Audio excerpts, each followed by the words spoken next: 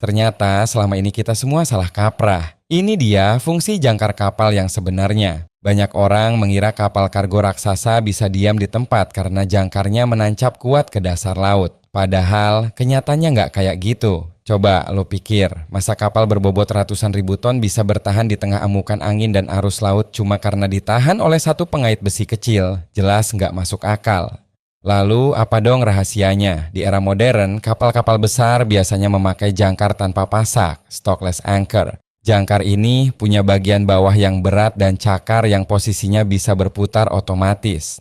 Pas jangkar ini dilepas ke dasar laut dan kapal mulai terseret secara horizontal, cakarnya bakal otomatis berbalik dan menusuk ke dalam dasar laut. Tapi ingat, cara ini sangat bergantung pada kondisi dasar lautnya. Kalau dasarnya berupa batuan keras, jangkarnya bakal meluncur begitu aja. Kalau dasarnya penuh tanaman alga yang licin seperti karpet, jangkar juga bakal kesulitan mengait. Di dasar laut yang berpasir, jangkar bisa masuk tapi cengkeramannya belum tentu kuat.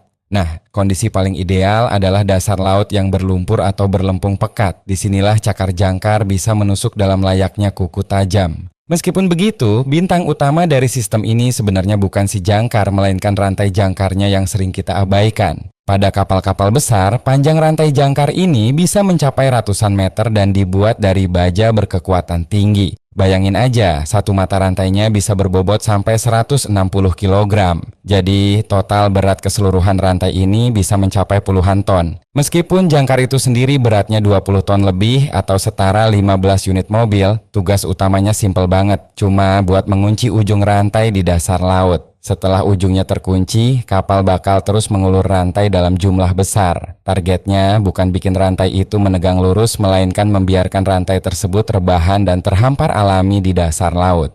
Antara dasar laut dan lambung kapal, bentangan rantai ini bakal membentuk sebuah lengkungan cembung yang berat. Di dunia fisika, lengkungan ini disebut sebagai garis catenary curve. Garis catenary ini punya dua fungsi yang luar biasa jenius. Sebagai pemberat tambahan, hamparan rantai raksasa di dasar laut menghasilkan bobot dan gaya gesek yang luar biasa besar. Efeknya sama kayak pemberat internal raksasa yang menahan posisi kapal agar nggak gampang geser. Sebagai peredam kejut, shock absorber, alami. Pas ombak besar atau angin kencang menghantam lambung kapal, kapal nggak akan langsung menarik paksa si jangkar. Energi hantaman itu bakal dipakai terlebih dahulu untuk mengangkat perlahan rantai-rantai berat yang tadinya rebahan di dasar laut. Rantai ini menyerap benturan ekstrem layaknya karet gelang raksasa. Begitu kekuatannya sampai ke ujung jangkar, efek tarikannya sudah melemah drastis menjadi tarikan yang lembut. Tanpa adanya lengkungan catenary ini, hantaman ombak yang mendadak bisa langsung mencabut jangkar dari dasar laut dalam sekejap. Nah, lalu gimana para kru kapal tahu seberapa panjang rantai yang sudah mereka ulur? Rahasianya ada pada tanda warna di rantainya. Rantai jangkar dibuat per segmen, di mana setiap segmen panjangnya sekitar 27,5 meter.